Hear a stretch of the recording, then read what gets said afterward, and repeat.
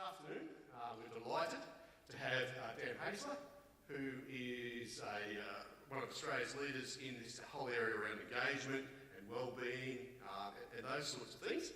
And Dan has presented both nationally and internationally. I've heard him speak on a number of occasions. He's very engaging. Not that I need to tell you that, because you'll find that out very, very shortly. He consults not only with education, but in the corporate world, works with non-profits like the Black Dog Institute, and he's recently released his first book. It's #School of Thought, a collection of essays, blog posts, and random thought bubbles. Who would have thought you could write a book based on random thought bubbles? I could probably write a dozen books if that was the case. But the sales of that particular book, if you're interested in go to his website, actually the profits actually go to Indigenous communities in teaching literacy. And so far $30,000 has been donated to that. So that's a wonderful cause.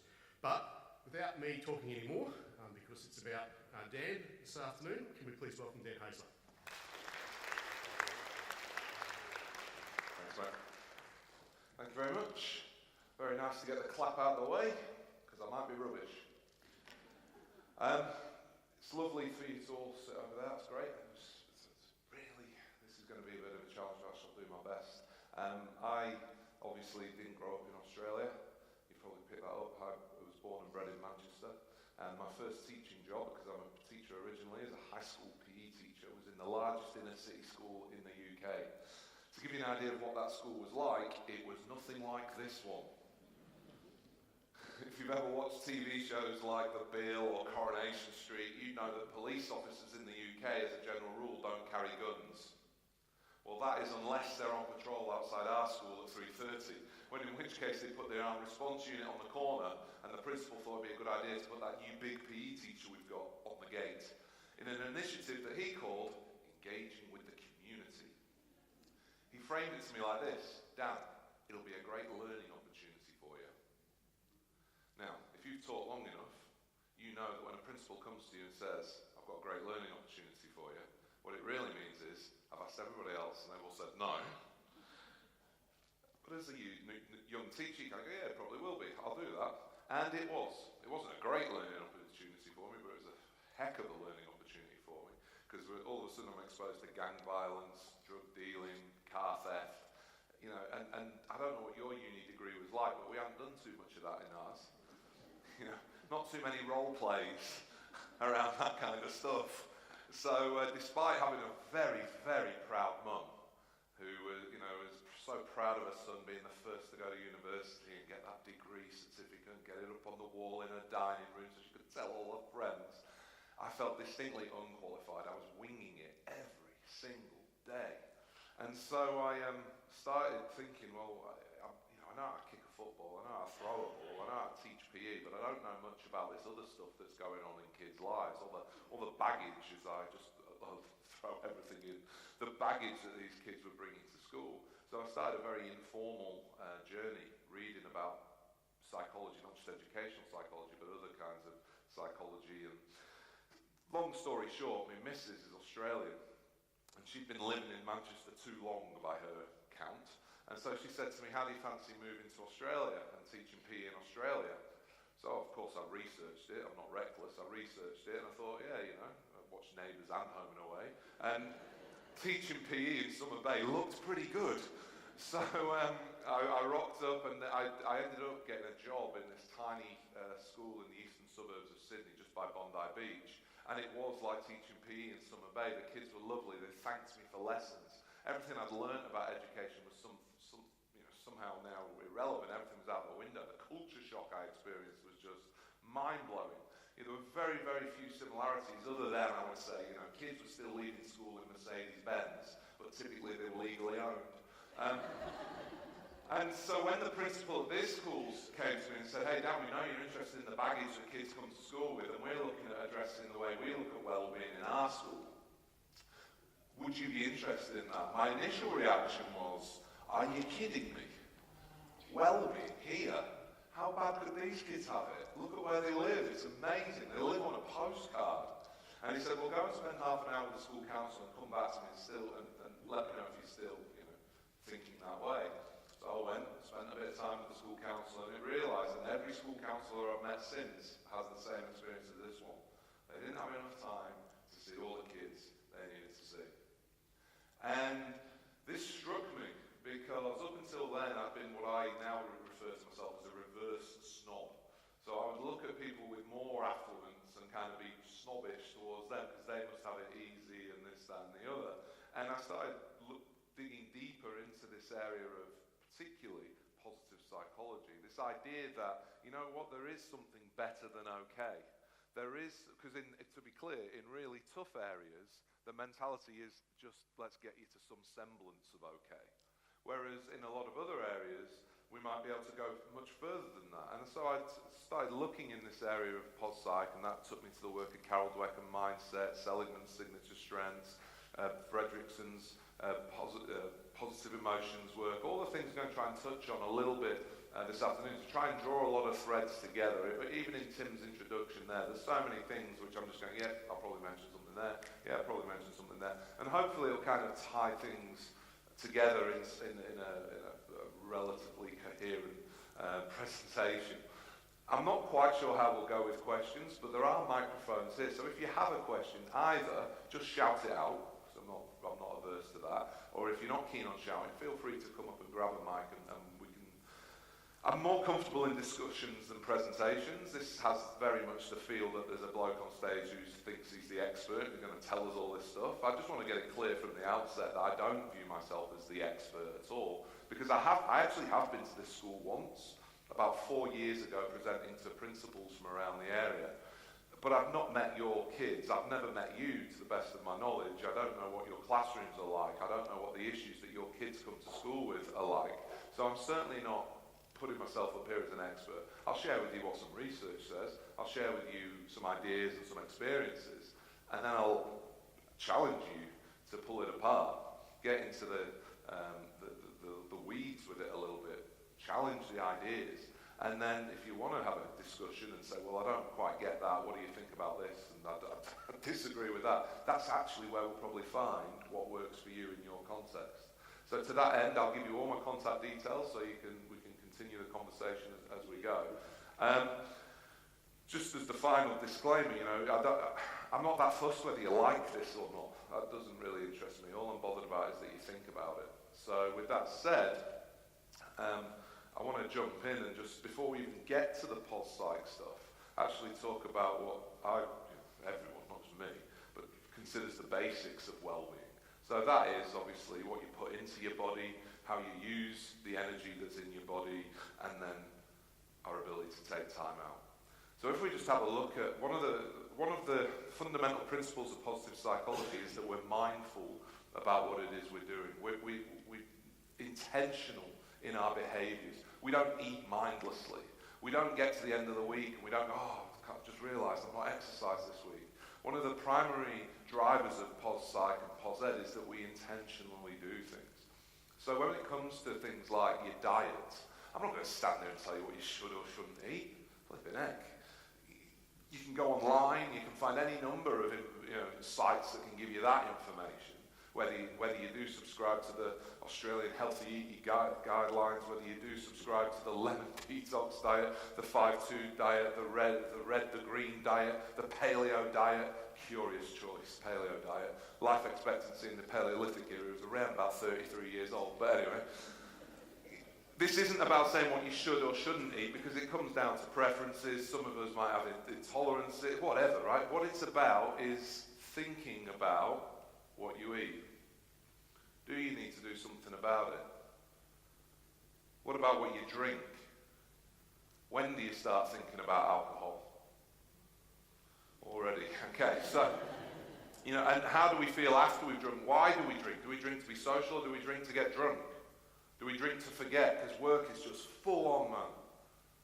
That's what it's about. And then making a decision whether we need to do something about it. And you know what you should or shouldn't do. It's just, actually, the first port of call is being mindful enough to consider whether we need to do something at all. Which brings us to the next bit about physical activity. Everybody knows you should move, but we don't. We've done a great job on educating people about smoking, right? So statistically speaking, I'm sure there'll be some people in here who smoke, right? But you're not lighting up a smoke going, what do you reckon? Is this good or bad for you? You know it's not good for you, but you're still choosing to do it, and that's fine. This isn't a preachy thing, but the point is, we've educated people so we know that smoking isn't good. That's why we've got like the lowest levels of smoking ever now. What we've not done so well at is educating people about the dangers of sitting down. And yes, I appreciate the irony of this as you're all sitting down. But the bottom line is this: every technological advancement has been designed to save us energy. You think about, there are teachers in this room who can remember when you had to go and speak to someone. You had to go. That was the point. I have to go and speak to people. Right? And so you would get what PE teachers like me would call incidental activity. You were moving more just because you had to. Then, of course, phones came. I'm not saying any of you that were teaching before phones, right? But, you know, like integrated phone systems came in. Email, obviously, you know, has come in. And so, but it's not just that, it's at home. Right? Even simple things like, you know, there was a time when if you wanted to change the channel, you had to get up off your couch. I've got a TV now that I can change channel just by speaking to it, because pushing a button is frankly too much effort. Everything we're doing has been designed to save us energy, and this is a problem. Could you move more? Do you need to move more? How do you feel at the end of the day? You probably feel really tired at the end of the day. One, because you're teachers, but two, you're probably not moving in the way we need to move in order to keep ourselves on top of our game. I'm not saying go join a gym. I'm not saying you've got to go and run a marathon. Just wondering, could you move a fraction more? Instead of sitting down for your meeting tomorrow or whenever it is, get up, go for a walk and have a chat. People will chat more openly and the meeting will go quicker. And this idea of taking time out. Technology, not only is it causing us to move less, but it's taking up all our effort and our attention. Technology was sold to us, especially in education, as being brilliant, right? Because now people they can do anything they want, anywhere they want, anytime they want. The problem is, it's becoming that we're now doing everything, all the time, everywhere. I've set myself a New Year's resolution this year to keep my spare moments spare. What I mean by that is if I found myself waiting at a bus stop, or if I found myself waiting in line for a coffee, or if I found myself just sitting there and going, wow, I've realised I'm not actually doing anything at the moment. My New Year's resolution was to try and keep that as long as possible without feeling the urge to pull out my pocket and have a look at my phone. I noticed something interesting a few years ago when I started talking to teenagers. Schools would say, come in and talk to our kids about technology and well-being and all this. And I would ask the kids, I'd say, you know, what's the last thing you do before you go to bed at night? Check my phone. What's the first thing they do even before they get into the bathroom in the morning? Check the phone. And the thing which I knew, that wasn't interesting. I knew they did that. What I found interesting was the teachers who had asked me to come in and to talk to the teenagers about their unhealthy digital habits were starting to shift relatively uncomfortably in their chairs at the back of the room, because they're doing the same thing. You know, you're watching Survivor, finishes 8:30, might watch something else, I don't know if you've got time, maybe you're going, but you don't, do you? You go, no, I'll just go and check, I've just got to check my emails, just in case. Just check my bank account. That's stupid, never check your bank account before bed. Because what happens is it's twofold. First of all, the blue light that these phones emit stops the release of melatonin. It stops your circadian rhythms. So it physically puts a stop to your body system for putting you to sleep. And second of all, when you're lying there going, gosh, I can't get to sleep, it's giving you something to think about. You're thinking about that narky email from the parent and you're drafting a response. You go, I should leave it till tomorrow. But now you're thinking you should leave it till tomorrow. Now no, I can't leave it till tomorrow. No. So a lot of the things that we look out at people and say, oh, you should do that. We need to be mindful of what we're doing. What are we role modeling? One of my big challenges I throw out to people is just switch off at 7 o'clock tonight. And some of you will, right? Because some of you, maybe this hasn't been a big issue for you, technology. But a lot of you, that very thought of switching your phone off, you could rattle off 10 reasons as to why you can't do that. And you know what? One, at best, might present an argument. Because the best argument I ever get is, Dan, I can't switch my phone. I understand why I should. But the problem I have, Dan, is that I have to get up really early in the morning. And so I just I leave the phone there by the side of my bed. If you do that, stop it immediately. But I leave the phone there by the side of my bed because it's my alarm clock. Buy a bloody alarm clock. That's the cheapest, most effective thing you'll do for your well-being this week. Never mind your gym memberships, never mind your dietary subscriptions, never mind this, that and the other. Buy an alarm clock. Switch your phone off at 7 o'clock.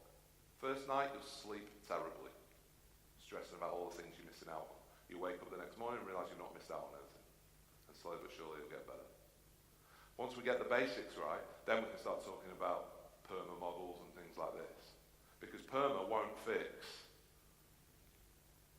poor eating habits, poor physical activity habits, and poor time-out habits. Some of us are more stressed out if our iPhone battery is on 30%. Like you come in here and say, I'm going to charge it because I don't think I'll make it through the day. I wonder what your charge is. I wonder what your battery life is. And I bet you and others are expecting you to do more and more and more on less and less and less. Switch off. After this talk. So, I know that Tim mentioned Martin Seligman, and I know you'll have heard a fair bit about Seligman. Seligman is probably one of the most prominent psychologists in the world right now. He's really forged an area of psychology called positive psychology, but originally his work actually focused on that concept of learned helplessness. So learned helplessness is that thing where people have decided they can't do whatever it is they need to do even before they've actually fully engaged with what it is they need to do. They just throw their hands up. And then usually they come to you to fix it. Then from there he started, because a lot of his work was with younger people, he started looking at the role that optimism could play in addressing learned helplessness. But then he sort of started, and the pretty provocative idea, but he put forward the idea that what if we could teach kids how to be optimistic? To what extent might that help inoculate against depression? And then in 2000, he was appointed the chair of the American Psychological Association with this manifesto, if you like, for positive education and positive psychology. Now, to be clear, positive psychology is not about the yellow smiley face being happy all the time. Because to be really clear about this, being happy all the time is in itself a mental illness. You might know people who are just a little bit too happy. And you're not going to find any psychologist saying that you need to be happy. If you never experience negative emotions, you're a sociopath. So no psychologist is ever going to advocate that you should just turn that frown upside down. Look on the bright side, oh, well, your cat died. No worries, get a dog, they're better. No one's going to do that, right? Rather, what it does is it recognizes that well-being is a continuum, where down at this end, so if we were just to consider this as a physical well-being continuum for starters, there's people on death's door, and then there's people who are ill, chronically ill, then there's people who have got injuries or maybe, somewhat ill but not chronically, acutely ill, and then there's people who are physically, they're all right. But then there's a lot of people in the positive end of the continuum who make choices about what they eat, what they exercise, so there's a positive end to the physical well-being continuum. Positive psychology suggests that there's the same concept for mental well-being. Down here, unfortunately, this is the real pointy end of mental health. Then we might be, chronic depression, anxiety, stress, a bit under the weather, I'm all right. Seligman wanted to say, well, what about all the rest? What about those people you meet who have a real deep sense of meaning and purpose in their life? What about those people who really, when they say, how are you going, they go, I couldn't be better, it's absolutely fantastic at the moment. Is that just luck? Is that just down to circumstances? Or are there particular things that these people do and choose to do that we could almost say, well, if we could do these more often, we might help those people who are down at, say, -2, -3, -2, move up, but also those who are at +1, move them closer to the nth degree of the positive continuum. If Seligman uses the word flourishing, thriving, but that sense of deep engagement, meaning and purpose. What if we could prescribe, for want of a better word, things that we could consider, things we could do which might move people up there? To be absolutely clear, this is not designed for people who, or certainly not in my case anyway, designed with people who are struggling with clinically diagnosable conditions. This is about typically those who you might consider in the mainstream who are maybe struggling a little bit, and certainly helping those who are doing all right, help them thrive, help them push on. How many of you, put your hand up if you know what the PERMA model is. Okay. But keep your hand up if you're willing for me to pick on you to say it out loud. Keep your hand up like that if you're willing on me to pick on you to say out loud what it stands for. Maybe I wasn't as clear. So let me just see a show of hands again. Put your hand up if you know what the PERMA model is. Okay. So I'm not speaking out loud. I'm a teacher, I never speak out loud. So this is just revision for you. So the PERMA model stands for positive emotions, engagement, relationships, meaning, and accomplishment. Seligman's hypothesis, this theory of well-being is this. Those people who are thriving or flourishing tend to have these things going on. Those who aren't thriving or flourishing, if we could inject a few of these things into their way of being, then we're likely to move them up, if it's done authentically. So, let's have a look at each of these in general. Positive emotions. There's a professor called Barbara Fredrickson, and she has done a lot of work around the power of positive emotions. So whilst I've just said it's not about being happy all the time, and it isn't, it is about recognizing the power of positive emotions. The reason for that is that there's a concept called broaden and build. When you experience positive emotions, you broaden and build your, first of all, cardiovascular health. People who experience more positive emotions experience less hypertension or stress, so less heart attacks, less strokes. They also broaden and build their capacity to think. The reason for that is that negative emotions really narrow the thinking, and you only need to consider a meeting that you've been in. Where have the most creative or collaborative sessions happened? Has it been when everyone's walked in absolutely filthy with everyone? Or is it one where there's an air of positive emotions? And the reason for that is that broaden and build theory also speaks to relationships. People who experience more positive emotions typically broaden and build their relationships because emotions are something like a wake behind a boat.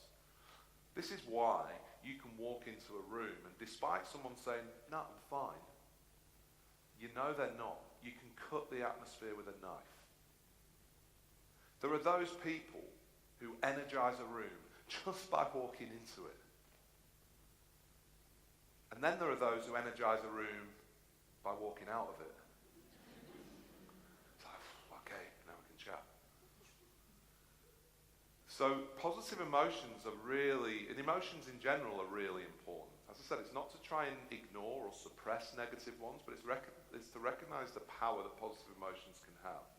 So starting meetings from a strengths-based approach, no matter who we're talking about, what problem we need to solve, what issues there are, by starting with the positives, you will get better answers and better solutions. If you look at these particular emotions in a more general sense around your school, when you think about things like serenity, I mean, to be honest, this campus is as serene as it gets. You know, I go to some very unserene settings in schools. This is as serene as it gets, but what's it like in your classroom? Things like inspiration, awe, hope. hope is that Seligman's actually just written a new book, and he doesn't need me to hawk it for him, but he's written a new book called The Hope Circuit, which talks about this idea that hope is really, really powerful, because if you're not hopeful for the future, what's the point in trying today?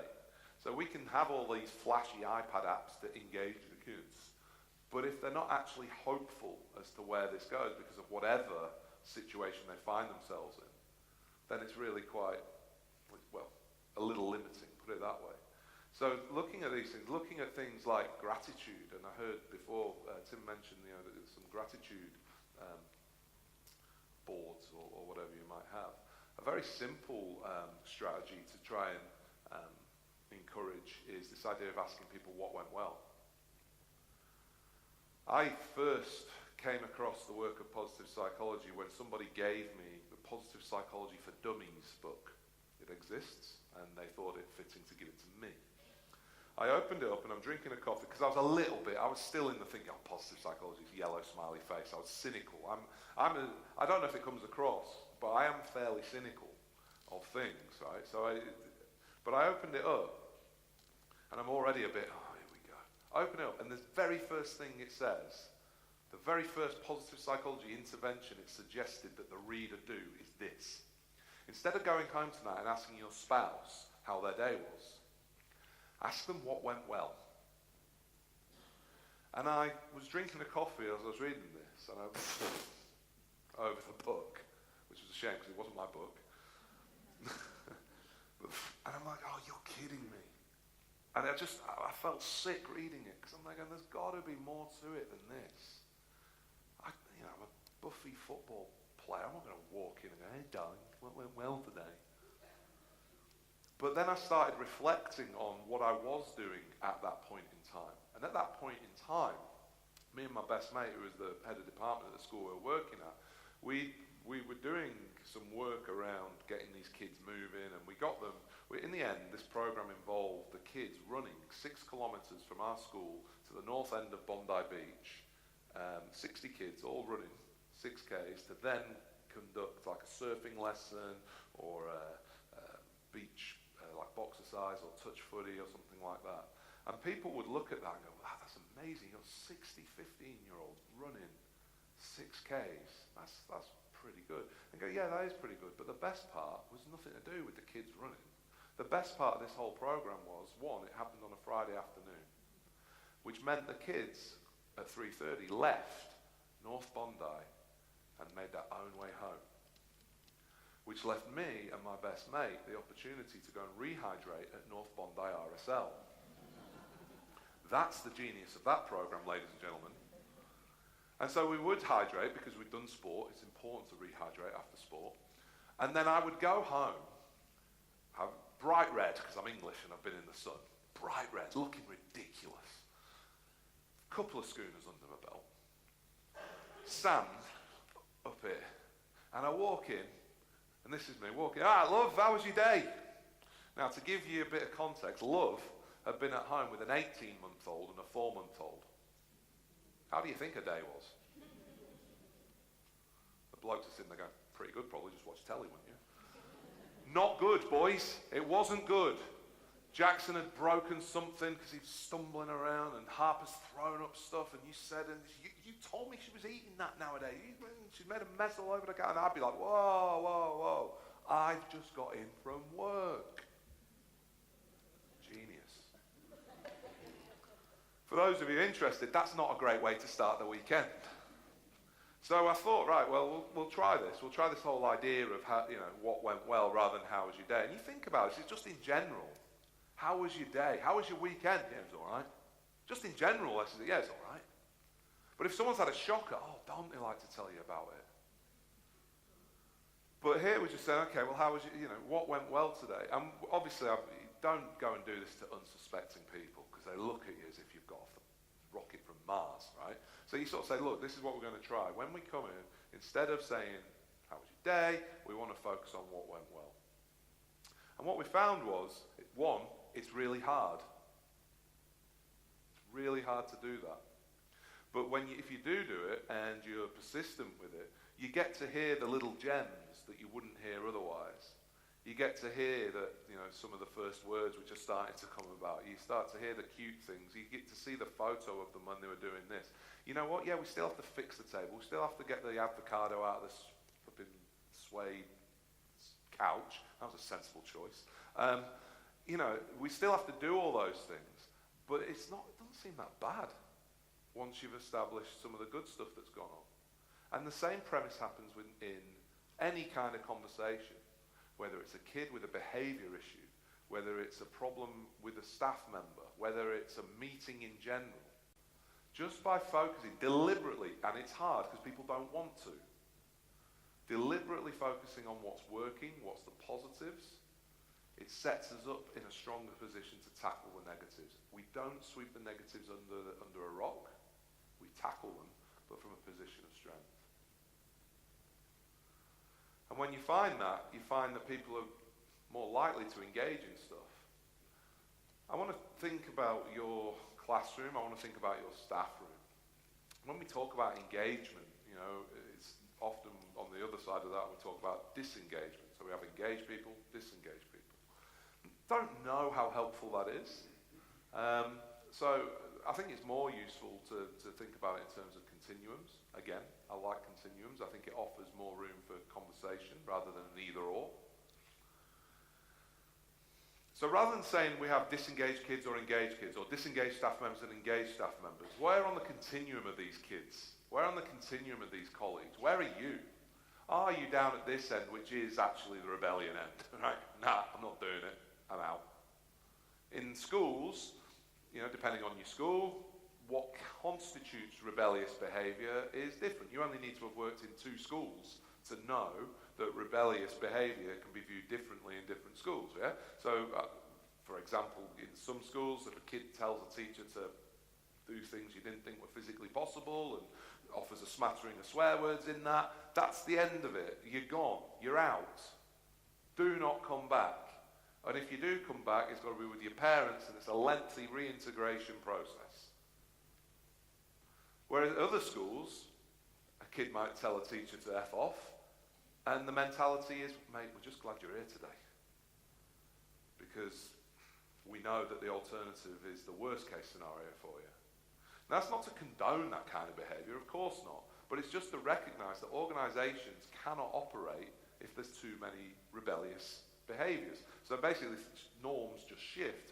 So you have pretty much the smallest amount of people tend to be your rebellion ones. They tend to be quite loud, take up a lot of your time and effort, but typically quite a small bunch of people. The next batch, though, are these what we call our retreaters. In the classroom, these are the kids who, they're quite nice, but you've realised that they try and do everything they can to get out of doing whatever it is you need them to do. As a PE teacher, this would be the kid who'd rock up without their kit.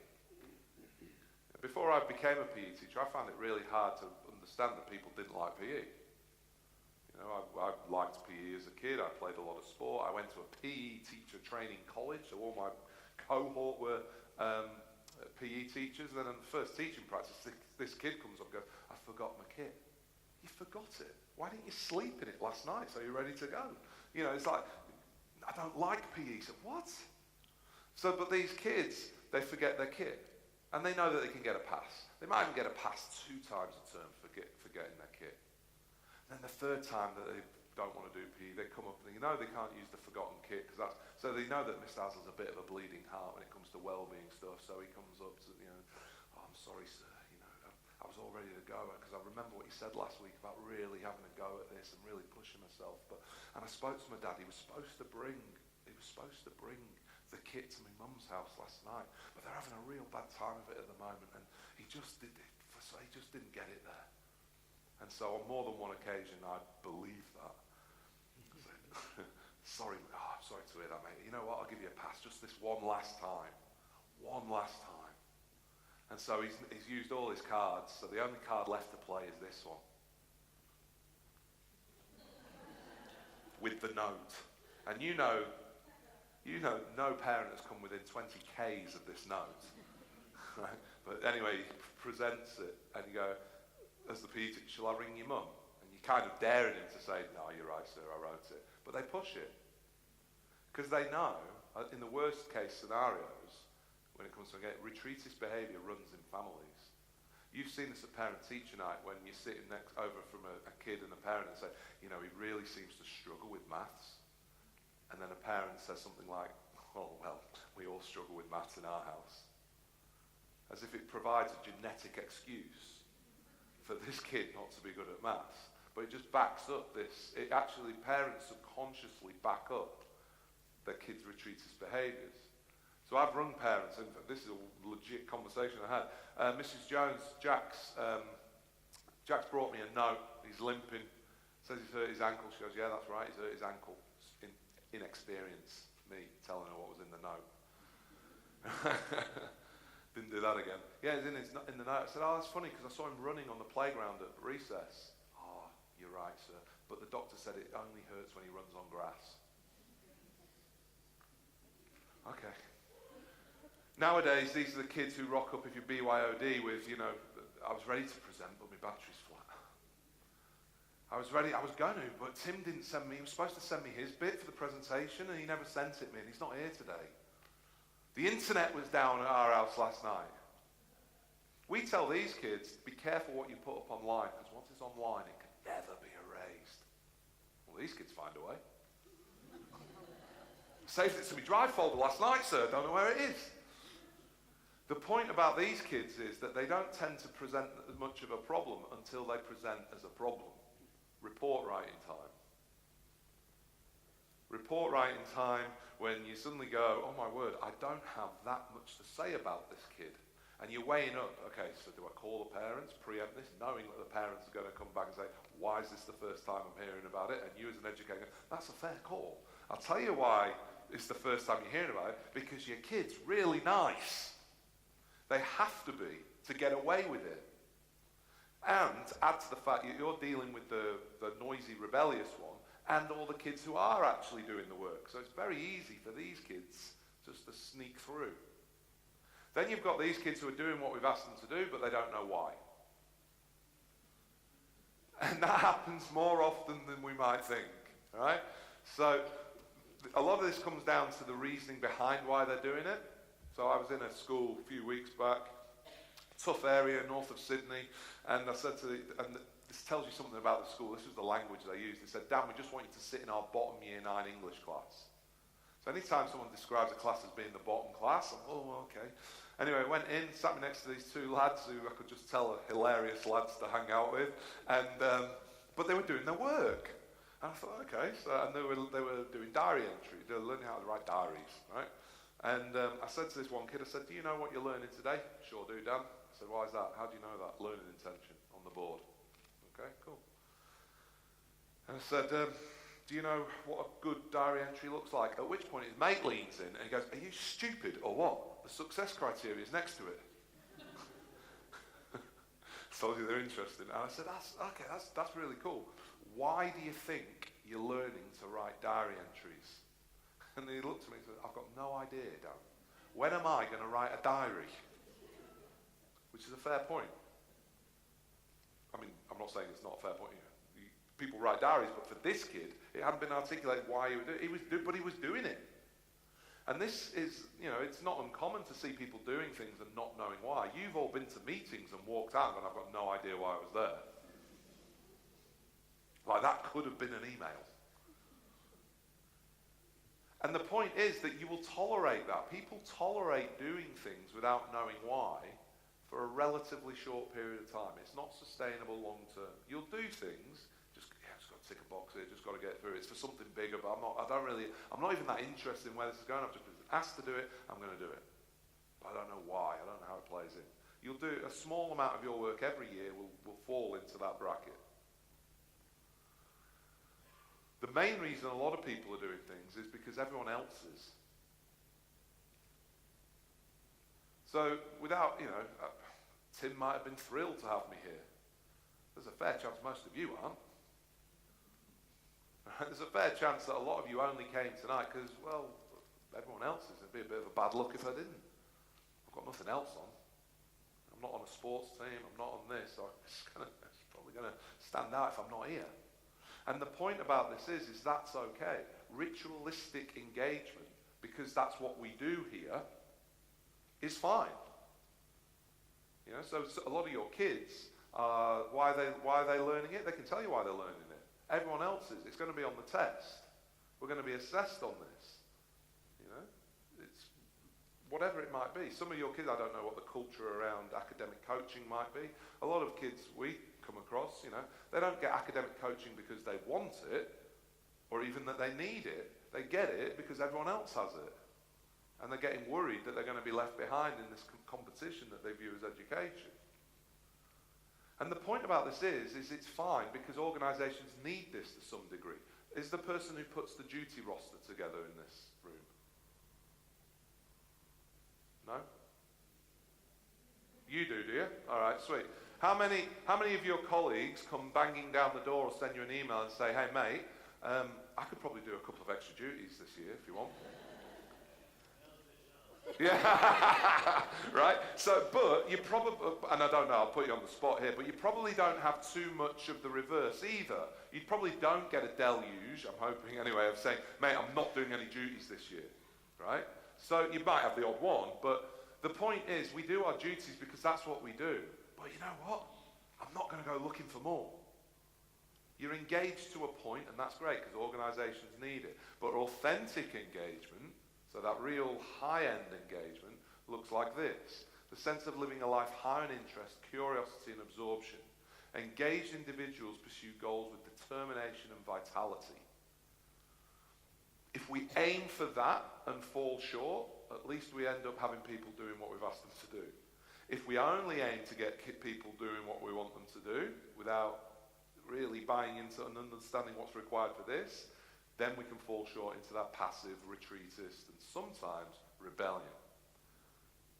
In our experience, whether it's working in corporate, education, which we spend a lot of time in, or elite sport, when we're looking at rebellion behaviour, it's because we've not had that aim in mind.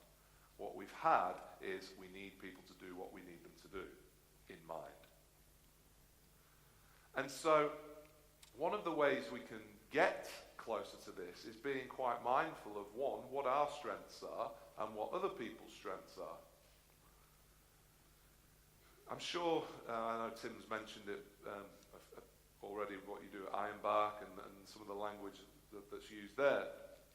But as a very quick recap, so Seligman and his research partner, Chris Peterson, who passed away a couple of years ago, what they looked for was they worked with all different kinds of population groups.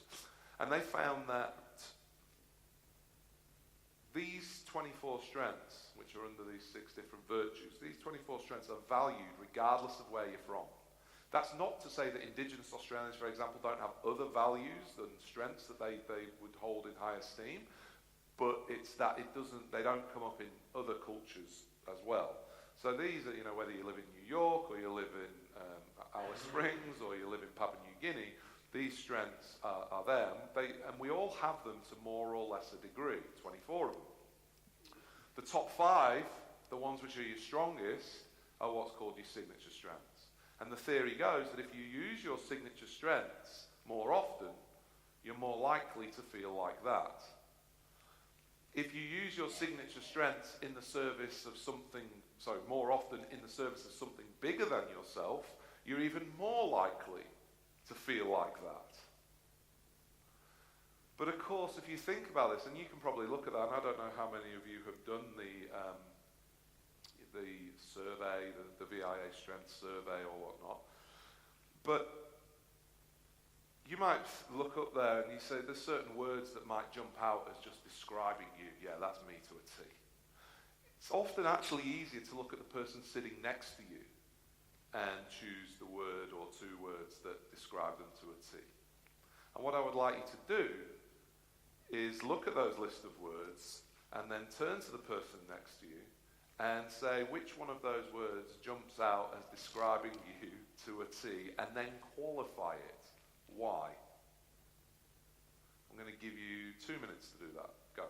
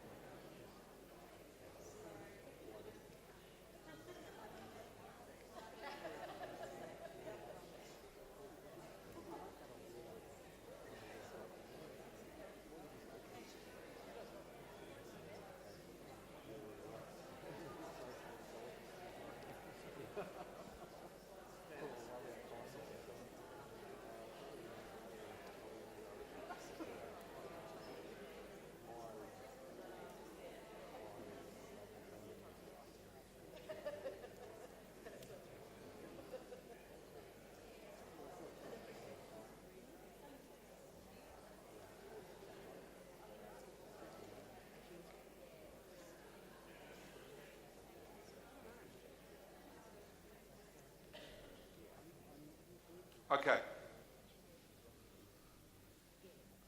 Just how many of you have done the VIA strength survey? Did the person sitting next to you pick your top strength? Yes or no? Yeah, they did? Cool. All right, and if they didn't, cool, also. Because what the VIA strengths survey, of course, is a self-awareness test.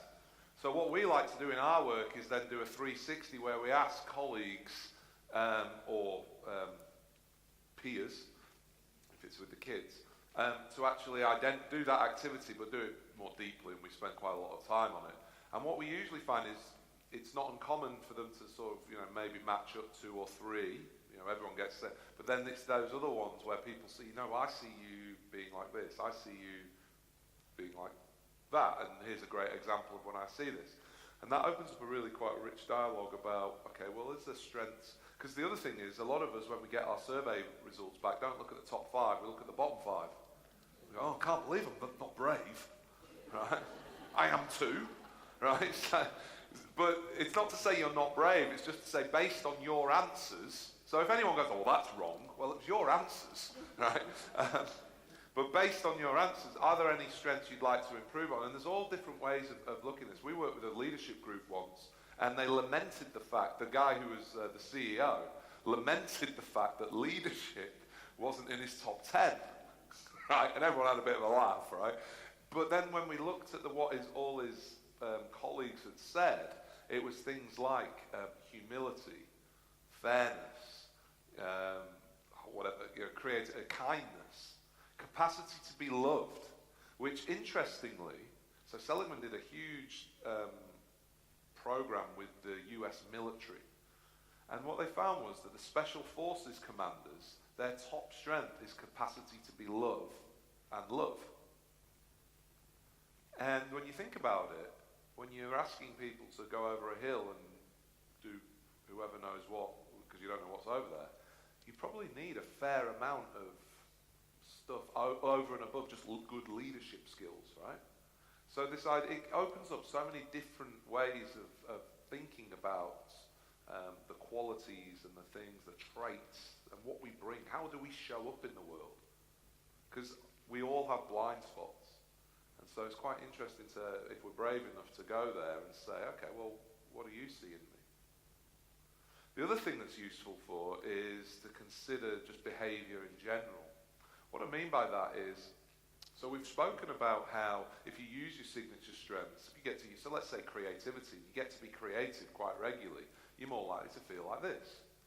But what if creativity is one of your signature strengths, but you feel locked into a role where you have no professional autonomy? You have no discretion at how you go about things. There's a fair chance that your signature strength, but your lack of ability to implement it, is actually going to impact your well-being. But being aware of it can be enough for you to say, okay, because there's lots of people we work with who don't get to use their strengths at work, but their compensation for work allows them to use their signature strengths outside of work, so they have this sense elsewhere in their life. Not everyone feels like this at work. I don't know if that comes as a surprise to you. But it also explains things like, we talk about the shadow side of strengths as well. So whilst being kind is a lovely strength, it's a lovely trait, but you can be too kind, and people start taking advantage of you. It's great to be honest, but you probably know people who are a bit too honest. And that's probably because social intelligence is 24th on their list of strengths. The executive producers of reality TV shows are looking for people whose top strength is honesty and their bottom strength is social intelligence. I just tell it like it is me. Look out, this series. It's TV gold. It also might explain why different dynamics don't work. So teamwork's one of my top strengths. And it really, really irks me when people who I think are part of the team don't show up as though they're part of the team. And it really gets me. And it used to actually really impact the way I would interact with that person. I was taking it personally. I was saying, they're deliberately doing it to get at me. When in actual fact, they might need a little coaching around what it means to be part of a team. But it's not about us, it's just who they are. And so we need to start, as I said, once we take these into account, we're much better able to engage them in a way, rather than just saying, hey, we're all part of a team, can you get on board? Well, some people don't want to be part of a team. They've got no interest in being part of a team. They don't understand team dynamics. Paying attention to this can help us in that regard. Career advice. Great opportunity to talk about this, as well as scores and university entrance requirements. I think there's a real opportunity to get kids, and what I'm going to speak to the parents about tonight is being good at something isn't a good enough reason to do it. Now more than ever, kids have got, well, all of us actually, we've got opportunities to pursue careers which mean something to us here as much as what we're good at intellectually or physically. And having a language like signature strength just makes that feel a bit more tangible.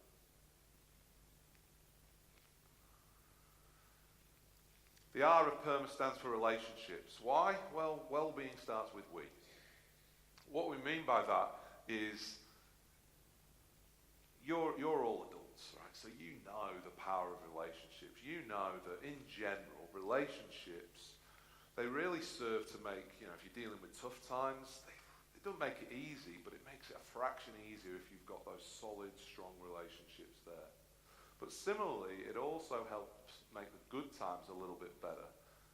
It's not uncommon for us to work with people who seem from the outside to have it all. And they do. They've got it all. Just no one to share it with. Because the kids turned away from them years ago because their phones seemed more important. Their partners have gone. Whatever. So they've got everything, but no one to share it with. And this is, really important for us to recognize. We all know, this goes back almost to what I was talking about before when we were talking about the food and the diet. We've all seen enough episodes of Dr. Phil and movies where relationships have gone south and we've just not been able to say what we need to say in time. And yet we persist in having those relationships in our lives that we know need a little TLC, but we're just going to wait for them. They've got to make the first move. They're the ones who stuffed this up. I'm waiting for them.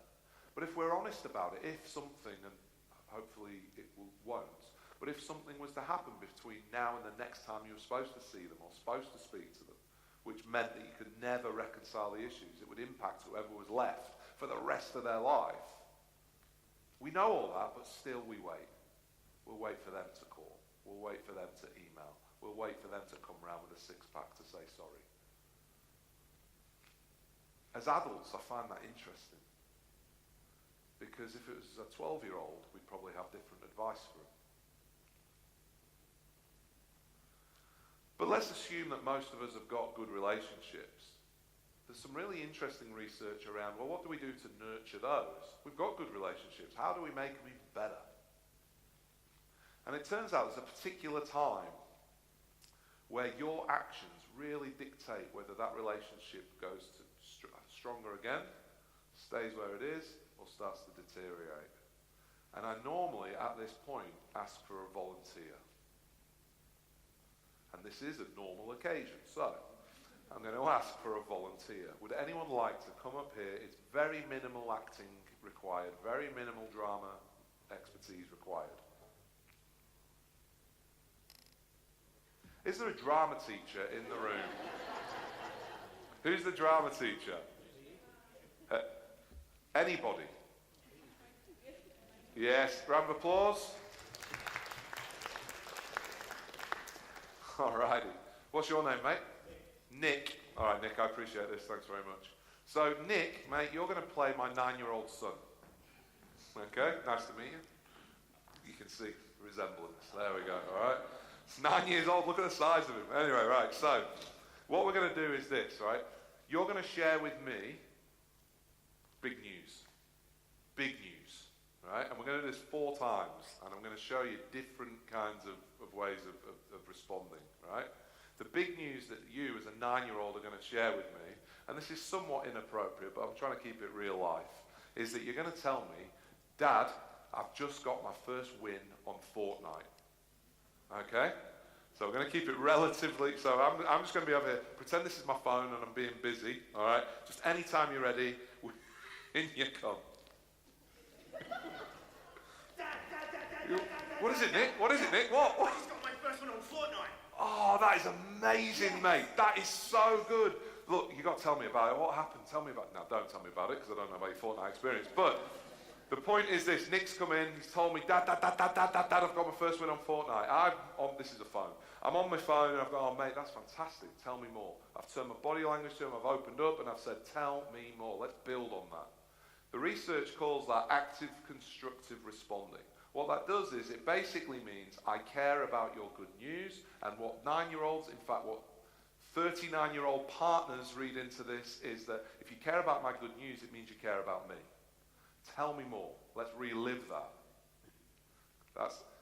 You don't need to be Dr. Phil to know that if you do that regularly, that strengthens your relationship. Regardless of how good your relationship is, it strengthens it. Scenario 2. Exactly the same. Yeah? What is it, mate? What is it? What is it? Oh, mate, that is so good. But listen.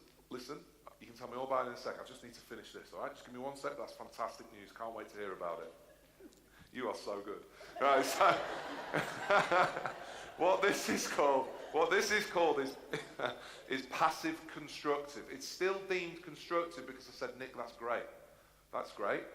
But you're just going to have to hold off on that for a sec because this is more important than that.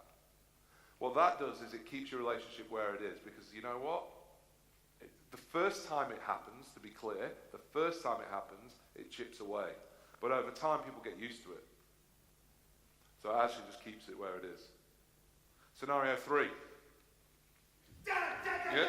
What is it, mate? What is it? Your first one, mate, I won. When did I win? When was my first win? I think I won. All right, so this is called, where is it? Passive destructive. Because now, even though I said that's great, I'm now sort of going, yeah, but hang on, what are we doing talking about you? It's about me in this house. Okay, does nothing. Starts chipping away. Final one. Don't feel too bad for him. He's not really 9, all right, when I do this. All right. What is it, mate? What is it? Mate, we've spoken about this. I've told you not to play that. I'll tell you what, I'm sick of... I can't even believe we bought that. I'm putting that in the bin.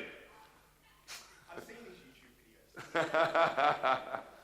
Round of applause for Nick, please. Thanks, Nick. That last one's called active distraction. I'm not even interested. It's just whatever it is, it's just, and you know what? That's to do with me, not to do with Nick. That's to do with me. Whatever's going on, and this is just the final straw. And because it's something like Fortnite, because that's an easy target right now, we just lose it. It's rubbish. It's a waste of time. I keep telling you should be doing your maths homework. You should be doing this.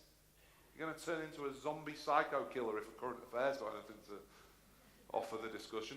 It doesn't. And again, you don't need to be a rocket scientist to see that sends us nowhere but down.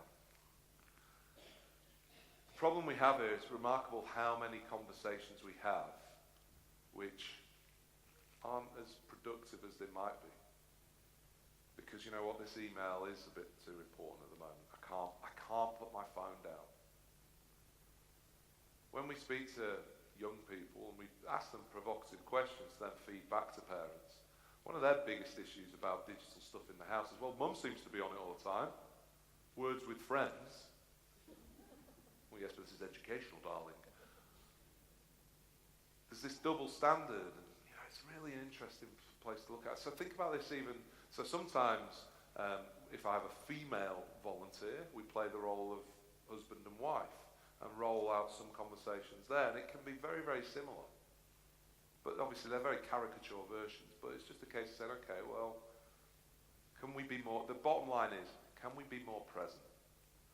And can we actually, because I know we all do care, right? It's just sometimes we're too busy to show it. Switch off, turn around, tell me more.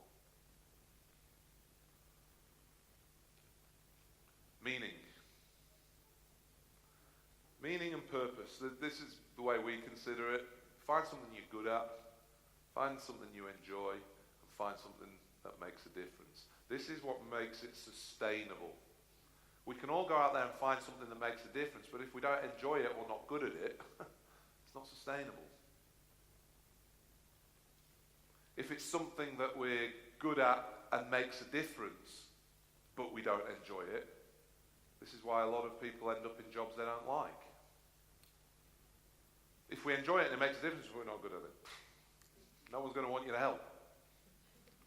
If you're good at it and enjoy it, but it doesn't make a difference, well, okay, good start, but let's see how we can take it to the next level.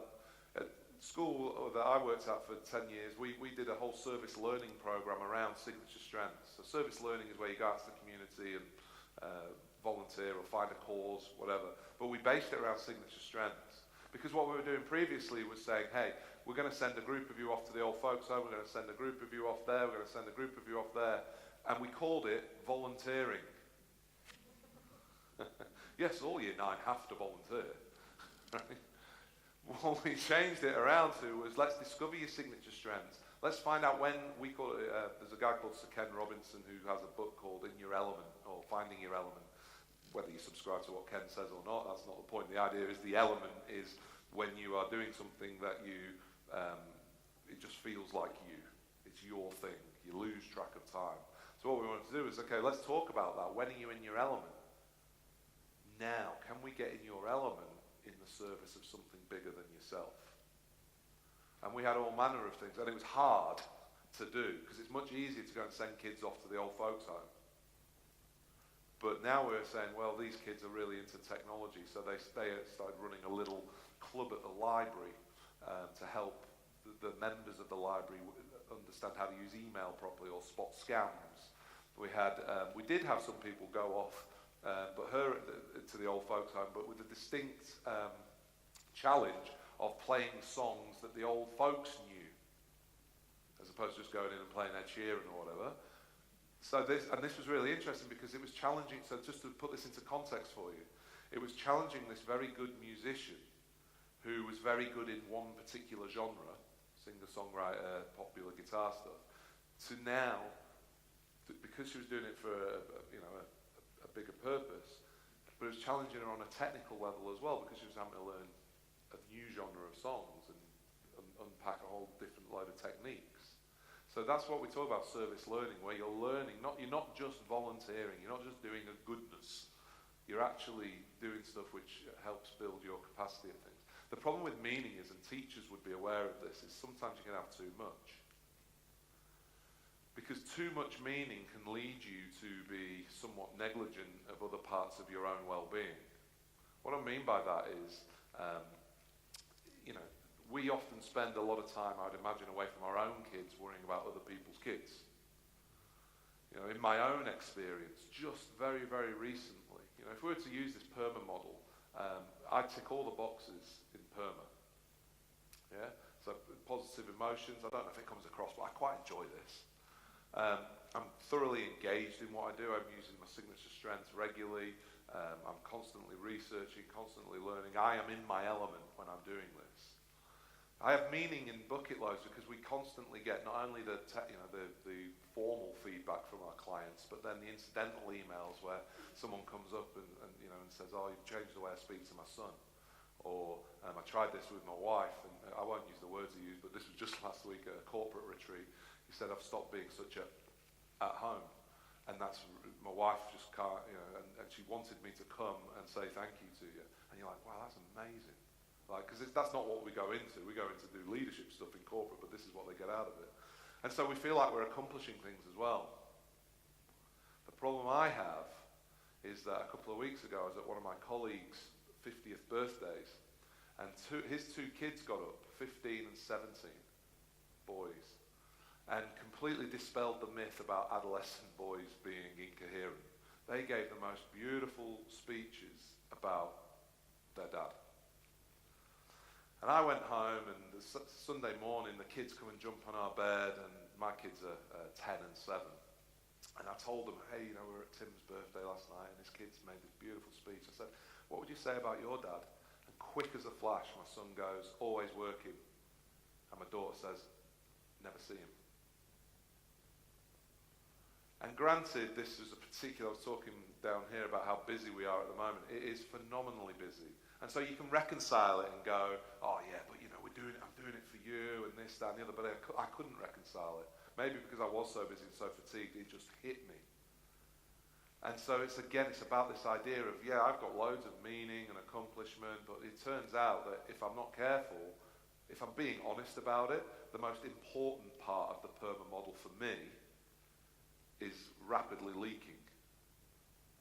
And I need to do something about that. And that's the point about positive psychology, is being mindful of that and making an intention, being conscious about doing so, rather than dismiss it. Oh, but the kids, they don't understand. They'll understand one day when they're trying to, pay a mortgage and this, that, and the other. Actually, no. Let's step outside of all that and use this as a framework to say, well, what's important to me? Because actually all of this means very little, as I alluded to before. If my kids start thinking, I don't want them turning around in 10 years' time going, we never saw you, Dad. That'd kill me. But this idea of accomplishment, just consider for a second, when did you last feel like him? Just to be clear, what that feels like is this little beauty. When did you last feel like that? Come on, get in there. If we're just putting it down to to-do lists or some kind of professional goal, I don't know if the completion of our professional goals make us feel like this. Maybe. The completion of that goal has not only meant I've grown as a professional, but also as a person. Don't know if we get that all the time. I also don't know if we get that all the time because I wonder if our mindset, and we spoke about growth mindset, or Tim spoke about growth mindset, I wonder if our mindset sometimes holds us back. And when I say I wonder, that is entirely rhetorical. The mindset is the narrative that's on constant loop. Every interaction, every decision you make is informed by your mindset. Whether it's something like what you think you're capable of, whether it's an opinion you hold of somebody else, whether it's the choice of where you sit when you come into a room like this for a presenter at the end of the day in week 8. Everything is informed by your mindset. And as a result of that, your behaviours then follow, and then usually, if your mindset is one of, this is going to be ordinary, usually that's what happens. Because all your behaviours subconsciously take you to that inevitable conclusion. The problem with this is often our mindsets, I'm not saying your mindset about me is wrong, but our mindset about just to be clear, but our mindset about what we're capable of, and particularly our mindset about others in general, can often be a little skewed. I want to just do a little activity with you to finish up, to illustrate what I mean by this. This is the way the activity works. I'm going to put a picture up on the board. If you've ever seen the picture before, you're out. You can't say anything. If you can, if you've seen this picture before, sit there and try and make it look like you haven't. So Nick would be good at this with his drama, but something like that.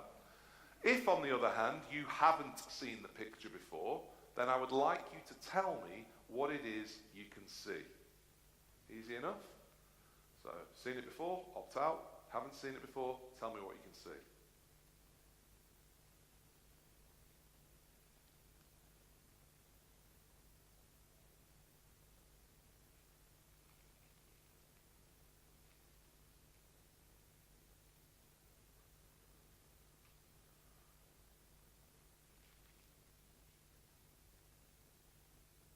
I was hoping for a bit more audience participation. I hadn't factored in on you all having seen this before. That's a bit unfortunate. How many of you have seen this before? Just put your hand up quite clearly. 1, 2, 3, 4, 5, 6, 7, 8. 8 of you. I'm going to quickly, roughly count. Let's say there's 80 in here. 72 of you. Not sure how questions work. Or maybe this is how questions work in your classroom. Right, kids, who can tell me? Waiting for the confident kids while I go. So sometimes in those classes, don't we, come on kids, there are no right or wrong answers here. Let's just get the ideas out there. And all the kids are looking back in, no chance. Absolutely no chance. But here, I'm trying to make it really, really hard. There really are no right or wrong answers. There's a picture. What do you see? So if you haven't seen this before, please, feel free. Just yell out what you can see. Black A and B. A and B. Green cylinder. Checkerboard. Shadow. Sorry? Squares. My Twitter address. Good. Okay. Just on the picture. But yeah, good. Eye for detail like that, sir. What else do we got? Floating. What else have we got? Maths. Okay. Just see maths. What else? 3D. Sorry? Table. Thank you. What else?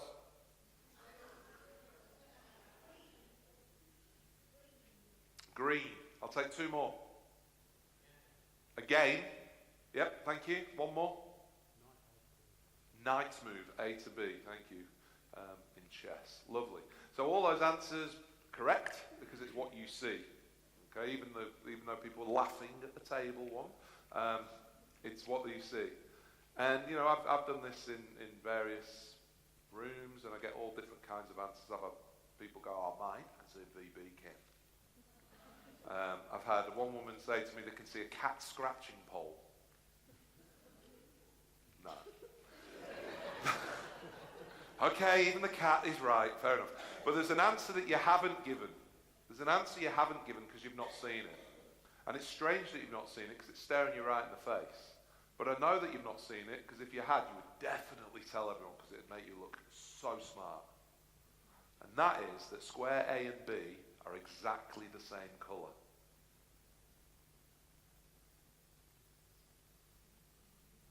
Now when I say that, there tends to be three reactions in the room. The first one is this. Huh?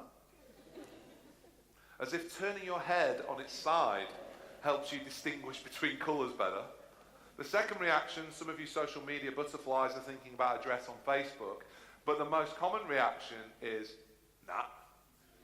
And you know what, regardless of what you've thought about anything I've had to say between 3:30 and now, you know, there's been times when you've been probably a bit closer, go, yeah, that makes sense, that. And then there'll be other times where you've gone, no, I'm not so sure about that, mate. No. This is probably the first time of the night where you are completely going, what are you on about, mate? Because you know I'm wrong when I say that A and B are the same colour. The problem we have in this interaction is I know you're wrong when you say I'm wrong. And it's actually quite interesting how many times you have a conversation like this in a day, where you're chatting with someone and you know they're wrong, and they're looking back at you equally confident that you're wrong. Come on, mate, you need to do this. No, I don't. This is important. It isn't. Come on, we all believe in you. I know you don't. You always say that. I know I don't. Fortunately, look, here's the thing, right? I don't want to finish on a low where you think, oh, that pommy bloke, yeah, he was all right until he started lying to us. The point we have here is I want to explain to you that the reason you can't see A and B are the same is because of the context I've put around square B. You've all seen checkerboards before, so when you see one like that, you go, well, it's a checkerboard. And then your eyes look there, yeah, it's a checkerboard, move on. When I take the context away, though, of the checkerboard, you could all see quite clearly, if it comes up, that A and B are in fact exactly the same colour. But rather than prove it to you, there's a lot of you just going, mate, you've just changed the colour of square B. There's some of you who subconsciously flinch and you go, put it back, put it back. So we will.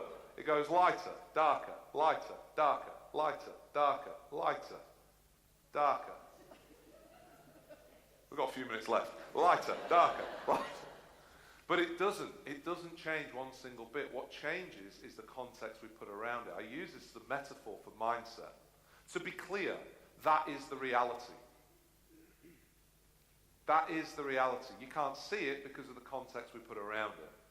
When I'm working with youth off the streets, we run an 8-week program for these kids who have been marginalised for any number of reasons and they can't access mainstream education. And what we do is we bring them in to a program, and we say, you know what? The reality for you, using this as a metaphor, the reality for you is that there's a room of adults here who've got your back. There's an education pathway for you, there's a career pathway for you. We've got mentors in from the community who are here for the right reasons. They don't have to be here, they're here because they want to be here. You don't have to resort to drugs when things get a bit crappy today, because you know what, we'll just work through it with you. You don't need to get violent if things don't go your way. You don't need to, storm off. We will sit with you through all that stuff and it'll be all right. That is the reality. Imagine how strong their chessboard is. In an 8-week program, for some of them it can take anything up to 7 weeks before they actually realise what the reality is, because their chessboard is such that they just are not even willing to see an alternate view. By this point of the conversation, most of you are probably, oh, good story, Dan, I like that. I get that. I get the idea of narrative. Yeah, I can see that's important mindset. What I'm not getting, Dan, is why you're lying to us about the colour of square B. If anything, that weakens your position. I've got 5 minutes to turn this around. I don't want you walking out there going, well, yeah, liar, isn't he, that Pom? So I thought, should I ever be faced with 80 or so cranky Australians who don't believe me, it might be worth having a sort of a get out, a parachute that I can pull to get out of this, right? So to get from there to there, I had to use Photoshop to erase the squares. What I want you to do is just watch what happens, because I thought it might be pertinent for me to record myself doing that, so you can see what happens. Watch what happens. Not much yet, but give it a sec. Right about now, things start to get interesting. And round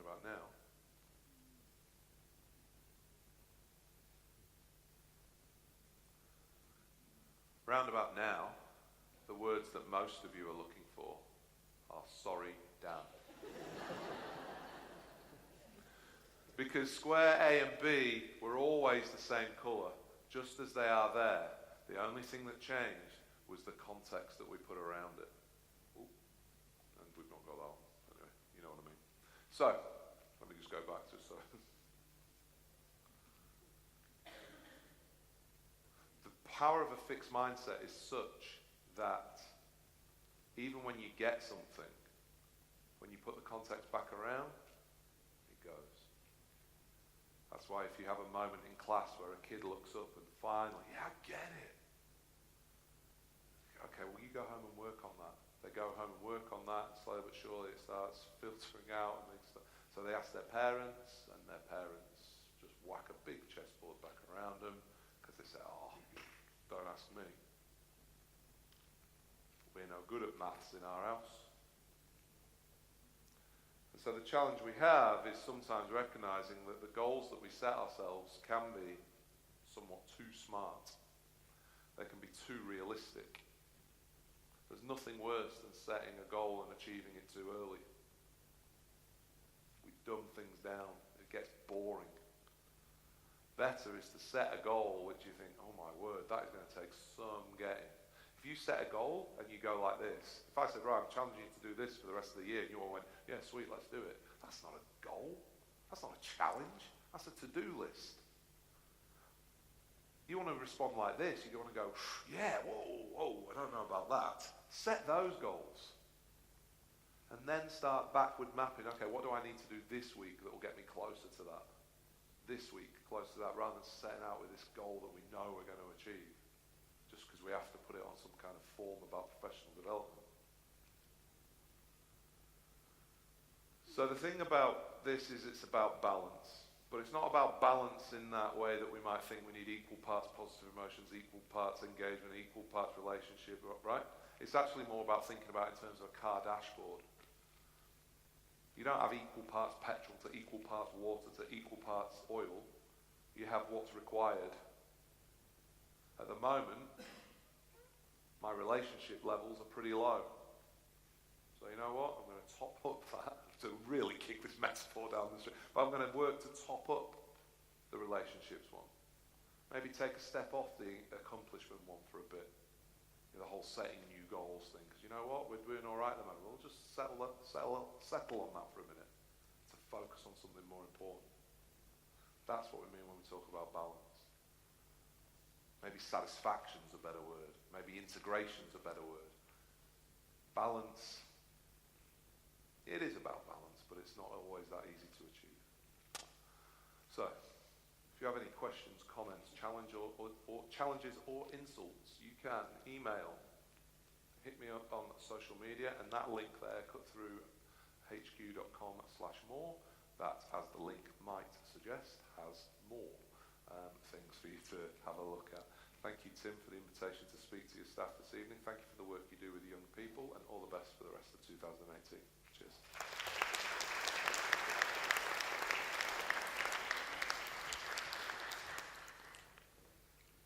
Thank you, Dan. I think what you've done this afternoon is to help to weave the 5 elements of PERMA together and given us some clarity and cohesion about how they all sort of fit together.